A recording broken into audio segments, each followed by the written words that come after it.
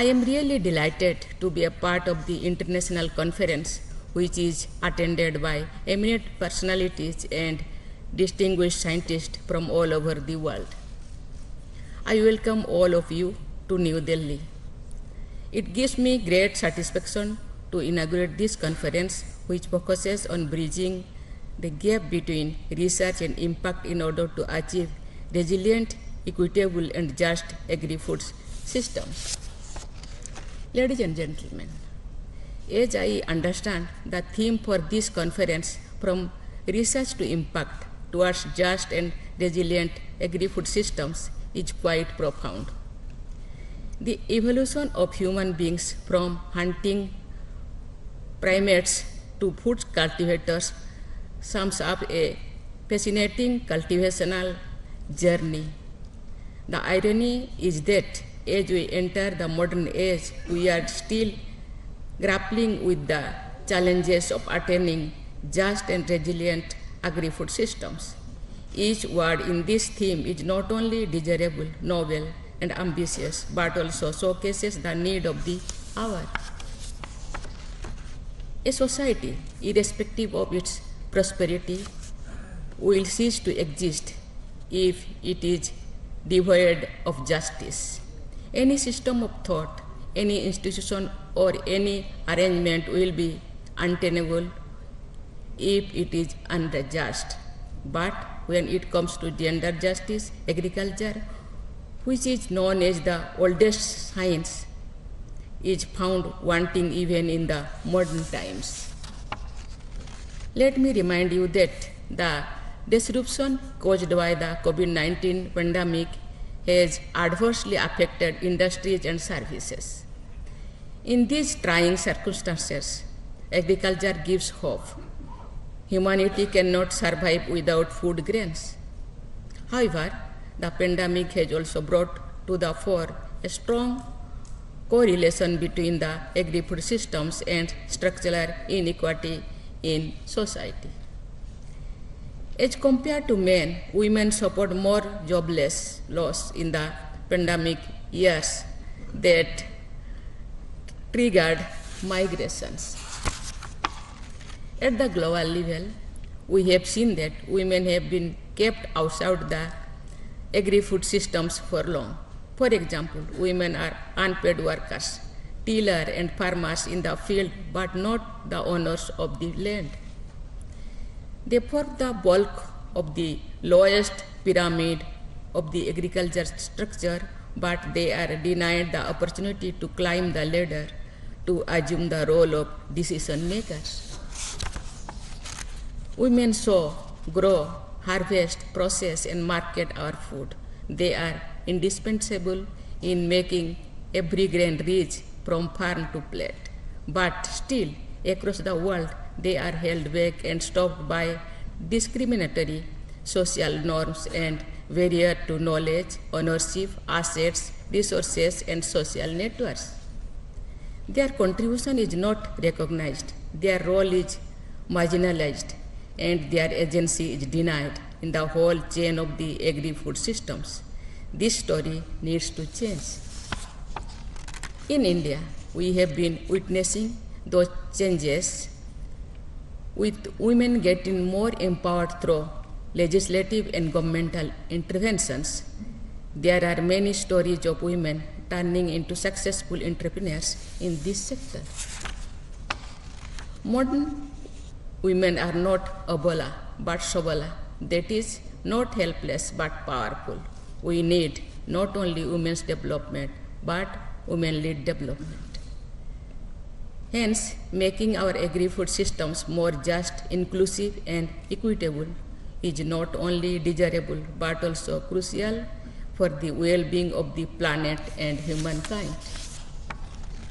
I am elated to know that the Gender Impact Platform in the consultative group of international agriculture research is working on putting equality and inclusion at the heart of food system research by focusing on women not as the objects of transformation but as the agents and drivers of the transformation.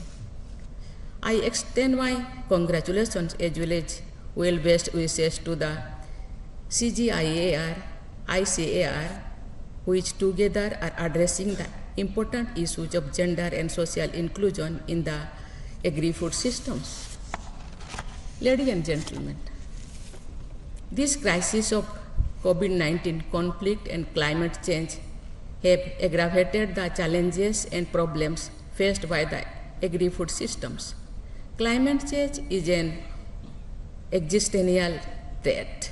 The clock is ticking and we need to act now, act fast and act swiftly. On one hand, climate change, global warming, melting ice caps and extinction of species are disrupting the food production. On the other hand, the agri-food cycle is not sustainable and eco-friendly. It is hindering climate action and causing an increase in greenhouse gases. Hence, our agri-food systems are stuck in a vicious cycle. We need to break this chakravyuh. At the same time, we need to increase biodiversity and restore ecosystems so that food and nutritional security can be assured through the agri-food systems, along with a more prosperous and equitable future for all. Ladies and gentlemen, the Indian government has given the call for vocal for local. We need to adapt this in the agri-food systems too. We need to change our consumption patterns. We need to go local not only for the sake of our health, but for the health of the planet. We also need to diversify our diets to include a variety of food. We need to move away from the rice wheat system to end the hidden hunger.